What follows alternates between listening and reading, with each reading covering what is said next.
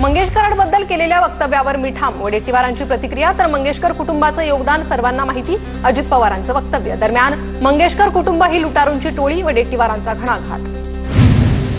मंगेशकर रुग्णालय मृत्यू प्रकरणी तिसरा अहवाल येणं अद्याप बाकी, अहवाल आल्यानंतर योग्य ती कारवाई करणार, उपमुख्यमंत्री अजित पवारांची प्रतिक्रिया.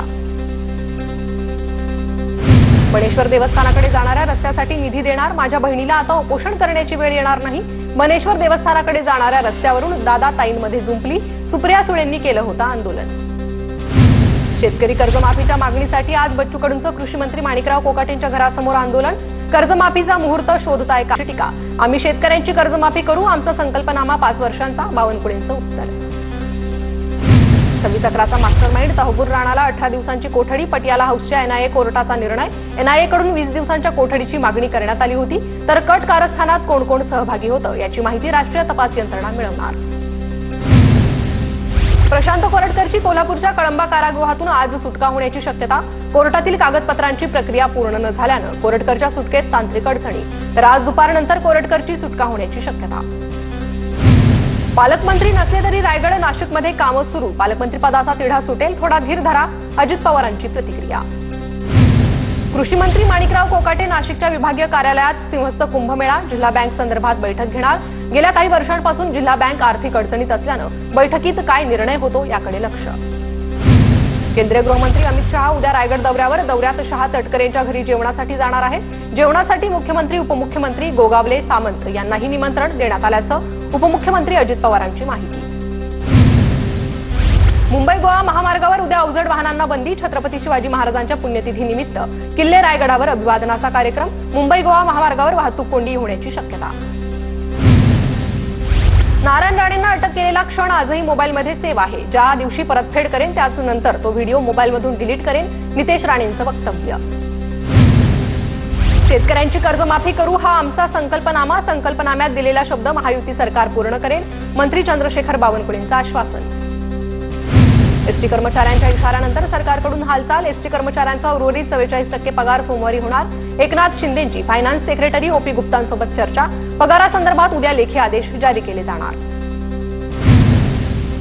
अबू सालेमचा 25 वर्षांच्या कारावासाचा कालावधी मार्च 2025 अखेरीस संपुष्टात आल्याचा उच्च न्यायालयात दावा, तर तुरुंगातून सुटका करण्याची मागणी. खंडपीठाकडून केंद्र आणि राज्य सरकारला भूमिका स्पष्ट करण्याचे आदेश. मालमत्तेच्या वादातून सदरुद्दीन खानवर हल्ला झाल्याचा संशय, खानवरही नवी मुंबई आणि ठाण्यात अनेक गुन्हेगारी आरोप. शिक्षण विभागात कोट्यावधीचा भ्रष्टाचार, अपात्र शिक्षकांच्या नावानं काढले वेतन. शिक्षण भरती घोटाळा प्रकरणाची एसआयटी चौकशी करा, राज्य अल्पसंख्याक आयोगाचे अध्यक्ष प्यारे खान यांची मुख्यमंत्र्यांकडे मागणी. पश्चिम रेल्वेवर माहीम आणि वांद्रे स्थानकादरम्यान आज आणि उद्या रात्रकालीन ब्लॉक. माहीम वांद्रे दरम्यान पुलाचा गर्डर टाकण्यासाठी रात्री मेगा ब्लॉकमुळे 334 लोकल सेवा रद्द. चर्चगेट विरार शेवटची लोकल शनिवारी रात्री 10:53 सुटणार. रेल्वे प्रवाशांची बेस्टची धाव, पश्चिम रेल्वेवरील मेगा ब्लॉक कालावधीत विशेष बस. माहीम आणि वांद्रे स्थानकांदरम्यान मिठी नदीवरील पुलाच्या पुनर्बांधणीचे काम सुरू असल्यानं आज आणि उद्या पश्चिम रेल्वेवर रात्रकालीन मेगा ब्लॉक. गेल्या 5 वर्षात शेतकऱ्यांऐवजी विमा कंपन्यांनाच अधिक लाभ. 5 वर्षात विमा कंपन्यांनी 50,000 कोटींचा नफा मिळवला, तर शेतकऱ्यांना नुकसान भरपाई दिवसेंदिवस कमी. राज्यातील 14 जिल्ह्यात टँकरने पाणी पुरवठा, राज्यात टंचाईच्या झळा वाढल्या. तापमान वाढल्यानं पाणी टंचाईची समस्या गंभीर. सातारा जिल्ह्यात सर्वाधिक 40 टँकरने पाणी पुरवठा. महात्मा ज्योतिबा फुलेंना 157व्या जयंतीदिनी पुण्यातील गंजपेठमधील फुले वाड्यात मान्यवरांकडून अभिवादन. उपमुख्यमंत्री अजित पवारांकडून देखील महात्मा फुलेंना अभिवादन. नागरिकांचीही मोठ्या संख्येनं अभिवादनासाठी उपस्थिती.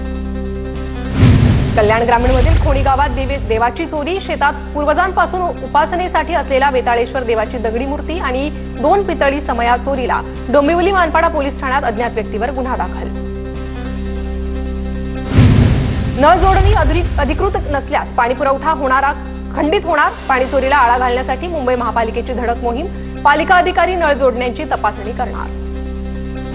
पुण्यातील शिवाजीनगर डेक्कनमध्ये सलग 3ऱ्या दिवशी पाणी पुरवठा विस्कळीत. या विभागांना पाणी पुरवठा करणारी जलवाहिनी सतत फुटत असल्यानं नागरिकांना त्रास.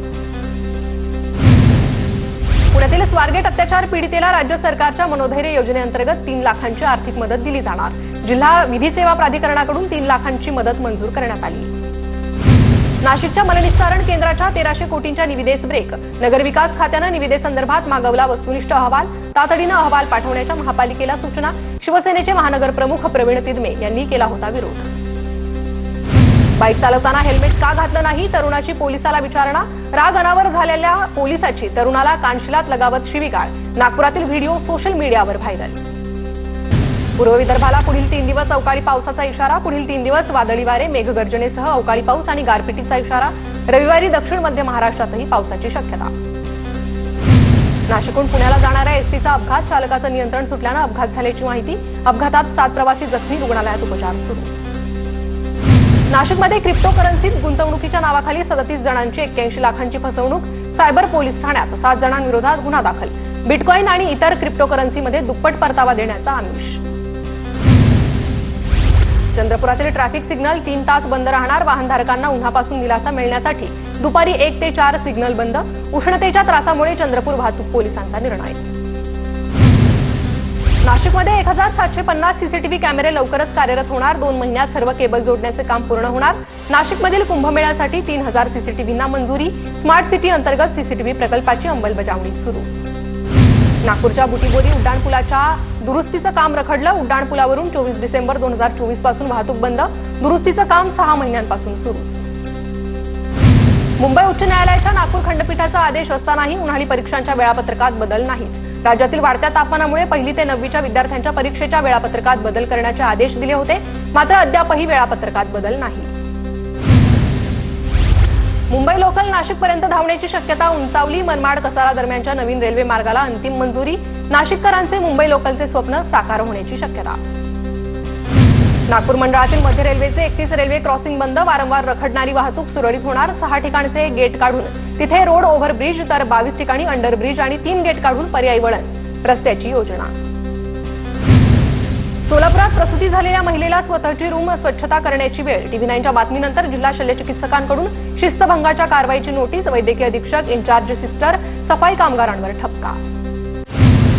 सोलापुरात दूषित पाण्यानं मृत पावलेल्या मुलींच्या कुटुंबियांची पालकमंत्री जयकुमार गोरेंनी भेट घेतली. जयकुमार गोरेंकडून वैयक्तिक निधीतून मुलींच्या कुटुंबियांना 1 लाखांची मदत सुपूर्द. ओव्हरलोड कोळशाच्या वाहतुकीमुळे महामार्ग शेजारी शेतीचं मोठं नुकसान. यवतमाळच्या वणी परिसरात कोळशाची ओव्हरलोड वाहतूक सुरूच. कोळशाच्या धुळीमुळे पिकांची नासाडी.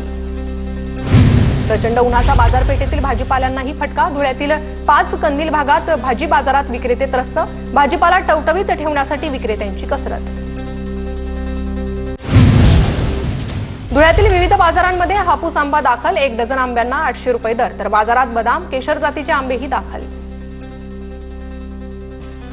नंदुरबारच्या शहादा तालुक्यातील गोमाई नदीच्या पुलाचं काम 1.5 वर्षांपासून रखडलेलं. स्ट्रक्चरल ऑडिट रिपोर्ट सादर न झाल्यानं पुलाचं काम रखडलं. रखडलेल्या कामामुळे वाहनांना 70 किलोमीटर मारावा लागतोय फेरा.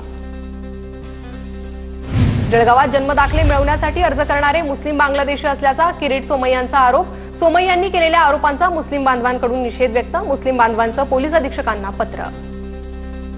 जळगाव विभागात 5 नव्या लालपरी बसचं पालकमंत्री गुलाबराव पाटलांच्या हस्ते लोकार्पण. जळगाव आणि चोपड्यासह 10 ठिकाणी नवीन बसस्थानकांच्या मंजुरीसाठी प्रयत्नशील. गुलाबराव पाटलांचं प्रतिपादन. सिंधी भाषा दिनानिमित्त धुळे शहरातील भगवान झुलेलाल मंदिरात महाआरती. सिंधी बांधवांची महाआरतीला मोठ्या संख्येनं उपस्थिती. नंदुरबारच्या नवापूर शहरात दूषित पाण्यामुळे साथीच्या आजारांचं प्रमाण वाढलं. नागरिकांच्या तक्रारीनंतर प्रशासनाला जाग. तातडीनं तपासणी पथकाकडून चौकशी. नंदुरबार जिल्ह्यात अवकाळी पावसामुळे शेतकऱ्यांचं मोठं नुकसान. शेतकऱ्यांना नुकसान भरपाई मिळावी, भरत गावित यांची मागणी. तर अवकाळीमुळे कांदा, मका, चाऱ्याचं नुकसान. उत्तर भारतात धुळीच्या वादळाचे 22 बळी. मृतांच्या नातेवाईकांना 4 लाखांची शासकीय मदत. 45 पशूंचा मृत्यू. राजधानी दिल्लीतही बुधवारी संध्याकाळी वातावरणात बदल. बिहारमध्ये वीज पडून वेगवेगळ्या घटनांमध्ये 58 जणांचा मृत्यू. तर नालंदा जिल्ह्यात सर्वाधिक 22 मृत्यू. आजही वादळी वारा आणि मुसळधार पावसाचा अलर्ट.